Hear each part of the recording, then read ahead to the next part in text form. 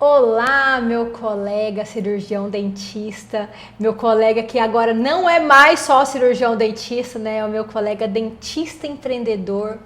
Eu estou muito feliz em estar aqui com vocês em mais essa aula aqui da nossa comunidade, que eu tenho construído isso com muito carinho, pegando toda a minha experiência, a experiência da minha mãe, a experiência que eu tive na gestão da Facite, né, que eu ainda estou na Facite, a experiência de toda essa gestão aqui do consultório, de tudo que eu aprendi e compartilhar isso com vocês, gente, porque o meu propósito de vida, ele é contribuir na vida das pessoas. E o melhor jeito que tem pra gente contribuir é através da educação. O conhecimento, ele transforma, gente. O conhecimento transforma, mas ele só transforma se ele for colocado em prática. Não adianta você ser uma, né, talvez você que esteja me assistindo nem sabe o que é, mas uma enciclopédia de informações. Antigamente, a enciclopédia eram livros caríssimos que tinham vários volumes. Se isso só ficar dentro da sua cabeça. Então, o que você sabe precisa ser compartilhado, porque é assim que a gente transborda na vida das pessoas, tá? E aí, hoje, nós vamos falar o quê? Sobre psicologia de compra na odontologia. Tá? Isso é muito importante porque várias coisas, né, que depois que eu comecei a entender isso foram muito importantes para o fechamento dos pacientes, né, e muitas vezes com orçamento alto. Hoje praticamente eu só faço Invisalign. Invisalign tem um custo alto com isso, eu tenho que passar para o paciente. E para eu ter uma alta lucratividade, os meus tickets são altos. E eu vou falar uma coisa para vocês, gente, é possível, o paciente paga por isso, desde que ele enxergue valor, tá? Então isso é muito importante. Talvez você é como eu fui, eu não acreditava. Eu já, quando via alguma coisa muito cara, eu já falava assim, não vou ter paciente para isso. Cobrar consulta, nossa, de jeito nenhum, meu paciente não vai me pagar. E, às vezes você já pensou, às vezes você pensa como eu pensei um dia. E aí eu tive uma paciente que falou pra mim um dia, falou, doutora, eu posso falar uma coisa? Porque eu sou ortodontista, né, e a gente vai criando intimidade. Eu falei, claro. Olha, doutora, a senhora é tão boa dentista, a senhora cobra muito barato, a senhora pode aumentar o seu preço. Quando a paciente falou isso pra mim, eu fiquei vermelha por dentro, como se fosse uma facada, assim, de vergonha. Por quê? Ela falou assim, doutora, quando você cobra muito barato, as pessoas não valorizam, as pessoas não acham que a senhora é tão boa. Então, gente, isso serviu pra mim de lição, foi um insight que eu tive para eu poder aumentar o preço e aumentar a minha lucratividade, ter a vida que eu sempre achei que eu merecia, mas que era como se fosse algo muito distante, tá? Então hoje eu consigo escolher os pacientes que eu atendo, hoje eu consigo trabalhar a minha agenda e não ficar escrava do meu trabalho, e é isso que eu desejo para você. E foi depois que eu entendi a psicologia de compra que foi toda essa virada de chave. Por quê? Gente, todas as nossas decisões, a maior parte dela, não todas, mas a maior parte da nossa tomada de decisão, ela é emocional. Nós não somos seres racionais, nós somos seres emocionais. E a decisão de compra, ela é emocional, ela não é racional, tá? De um modo geral, as experiências sensoriais, elas guiam muito mais uma tomada de decisão, tá? A maioria das pessoas querem coisas simples. A maioria das pessoas, elas acham que as coisas mais importantes da vida são simples, e é verdade. Você pergunta para as pessoas, qual é o seu sonho? Ser feliz. De um modo geral, é isso que as pessoas querem. Elas querem felicidade, elas querem segurança, elas querem tranquilidade. E se a gente conseguir oferecer isso dentro do nosso trabalho, elas vão comprar da gente, tá? E quando eu falo que a nossa decisão de compra ela é emocional, por quê? Eu tenho certeza que todo mundo sabe que não pode fumar. Mas ainda assim tem alguns que fumam, que sabe que o cigarro faz mal, mas ainda assim fuma.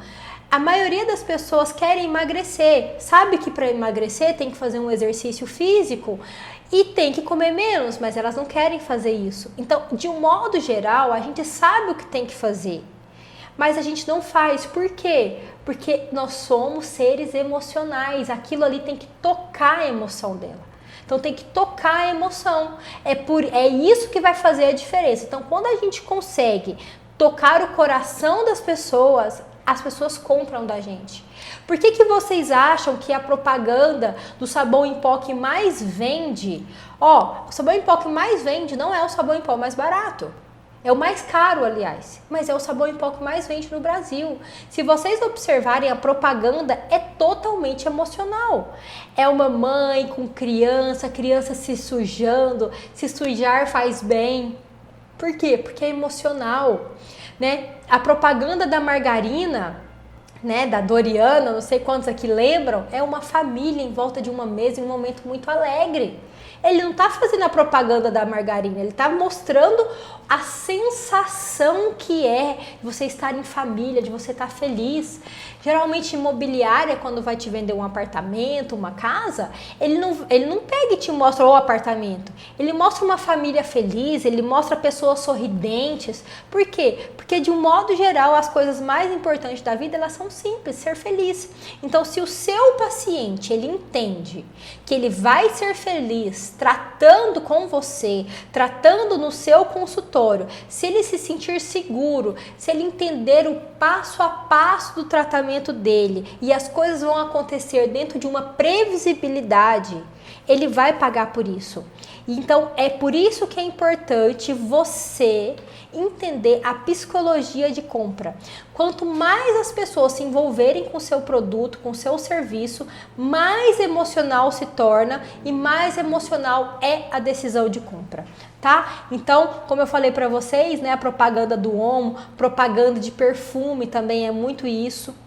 E no Brasil, gente, o poder de decisão emocional, ele é muito alto. Existem umas pesquisas, tem uma pesquisa de Harvard que mostra sobre isso.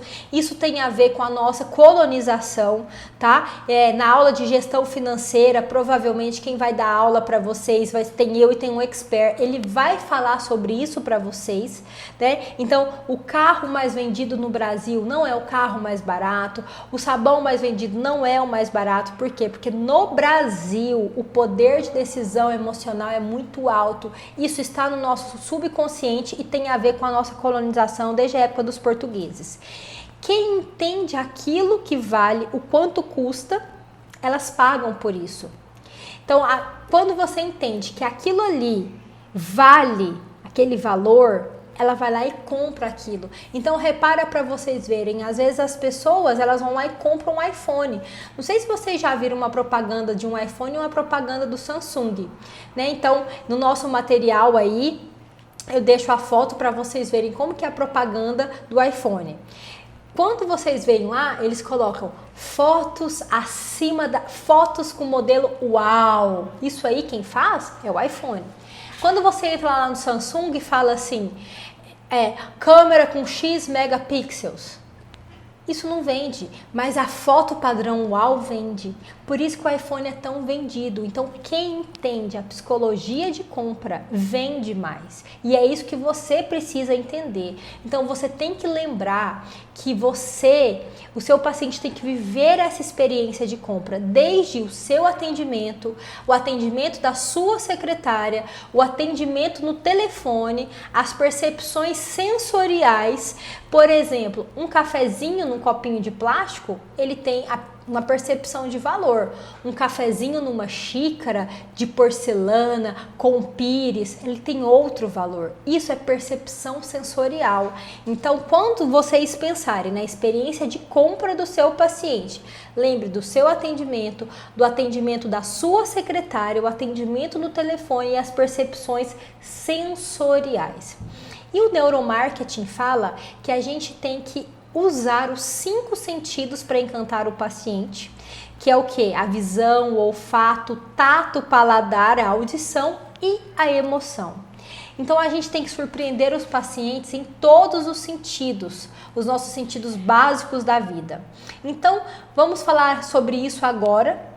Na visão. Então, o ambiente, gente, sabe aquele consultório com cara de hospital, branco e verde, metade da parede é branca, metade da parede é verde, aqueles vidros que a gente deixava os algodãozinhos, as bolinhas de algodão cortada, né? Esses ambientes que remetem a sensações ruins, sensações de hospital, gente, isso é muito ruim. Lembra que eu tenho que aguçar a emoção do meu paciente ativando os 5 sentidos. Então, é importante o meu paciente enxergar a visão de coisas boas, a visão aconchegante, uma visão que o seu ambiente ele tem que parecer uma casa, ele tem que parecer de preferência uma casa de vó. Claro que dentro de um padrão de consultório. Mas, por exemplo, uma das coisas que a gente percebe é o balcão. O balcão de atendimento, ele é muito ruim, tá? Aqui na clínica a gente ainda tem balcão. Na Facite a gente já mudou, nós colocamos mesa. Por quê? Na mesa, você olha no olho da pessoa, você conversa com ela, olhando para ela, aproxima a pessoa. O balcão, ele gera um muro. Aqui na clínica a gente ainda não conseguiu, na nossa próxima reforma eu pretendo, né, quebrar ali o balcão, por quê? Para a secretária, para a recepcionista poder atender o paciente, ela tem que levantar.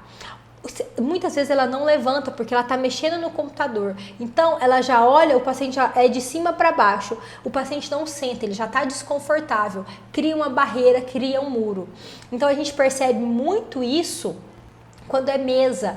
Aqui, ó, no mesmo patamar, a pessoa senta, ela tá confortável, ela olha no seu olho, você consegue conversar com ela, isso gera aconchego, isso gera reciprocidade. Então, é importante o seu ambiente, né, gerar esse carinho, né? Gerar mesmo esse aconchego, como se fosse uma casa. Não pode passar aquela sensação de ruim, de hospital, de medo. Não pode passar essa sensação. A sua sala de espera, ela tem que ser uma sala de espera como se fosse uma sala de estar.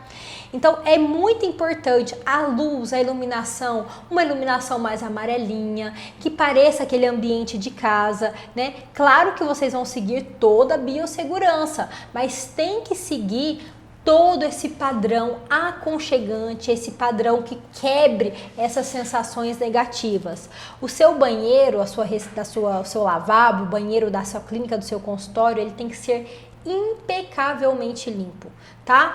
A tampa do vaso, às vezes, porque você entra para dentro do seu consultório e você não sabe o que está acontecendo. Então, você tem que treinar a sua equipe para te ajudar a fazer essa verificação. Às vezes, a tampa do vaso tá suja, tá? Tem gente que vai lá e levanta a tampa do vaso para ver. Então, por exemplo, às vezes o banheiro ele é unissex, às vezes o homem, a mulher, né, ou transgênero, ele acaba usando o mesmo banheiro, suja a tampa do vaso. Então, tem que estar limpo, tá? Gente, o banheiro é um local que as pessoas vão com muita frequência. Tem que ter guardanapo, tem que ter papel higiênico, tem que ter sabonete. São coisas tão básicas, mas são isso que vai aguçando. Lembra que eu tenho que aguçar os 5 sentidos? Fala, nossa, mas ela é tão caprichosa. Às vezes você ter lá um detalhe no banheiro. Aqui no nosso banheiro a gente tem um jarro de flores ali no banheiro, né? E às vezes até o meu marido fica brincando, mas pra que um banheiro tão chique? Porque mostra como você é caprichoso. Se você está caprichando no seu ambiente, quer dizer que você também vai caprichar no tratamento ali do seu paciente. É isso a sensação que ele tem, tá? Uma outra coisa, oferecer os cafés. E é interessante, você pode deixar o café padrão na sua garrafa de café. Aqui na clínica a gente tem a garrafa de café com os copos descartáveis. Os nossos copos são personalizados, tem aqui o nome da clínica, tem o meu nome, que também vai ter na nossa lista de fornecedor aqui do curso. Mas quando você oferecer, principalmente na primeira consulta, você oferecer para o paciente, você oferecer o que você tiver de mais diferenciado.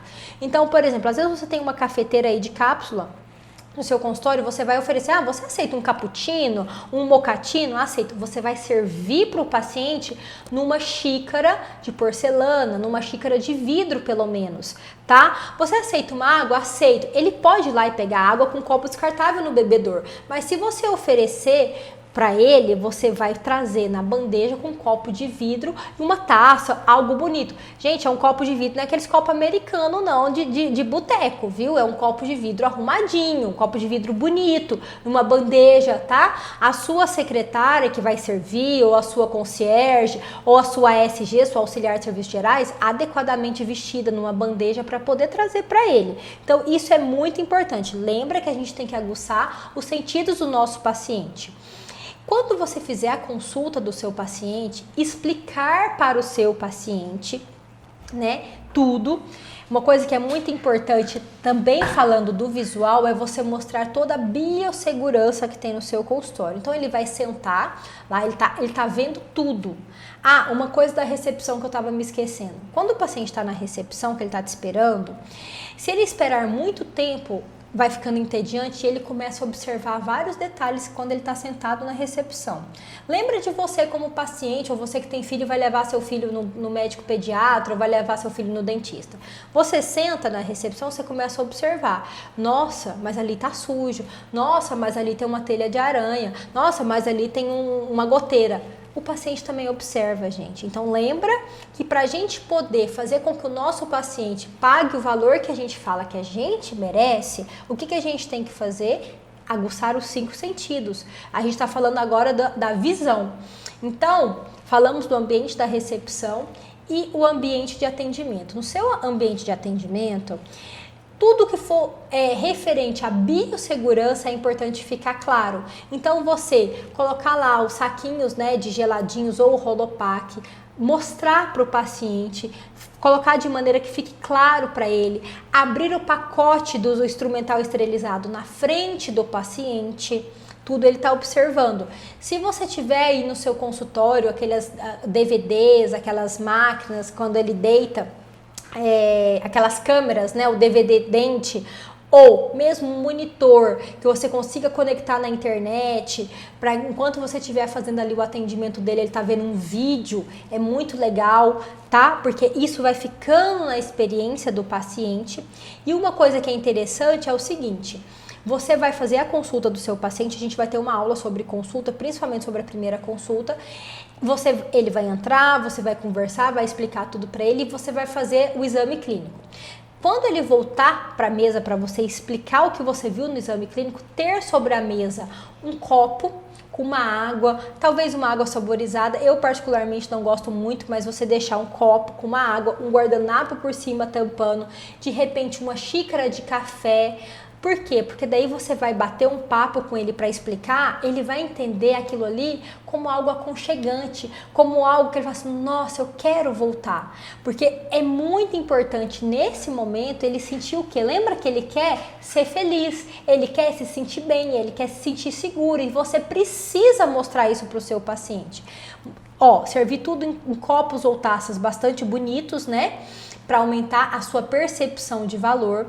Na hora que você for atender o seu paciente, não colocar o refletor sobre ele ali no olho. Então, se você não presta atenção, acaba indo e aquilo ali o paciente leva um susto, isso pode gerar uma experiência negativa. Então, de repente, você pode colocar um óculos nele, um óculos escuro. Você pode ter vários óculos no seu consultório. Se você tiver, é importante que seja higienizado na troca de um para o outro, tá? Sempre mostrar tudo que vai gerar para o paciente uma sensação de bem-estar, uma sensação de aconchego. Nós vamos continuar esse assunto na nossa próxima aula.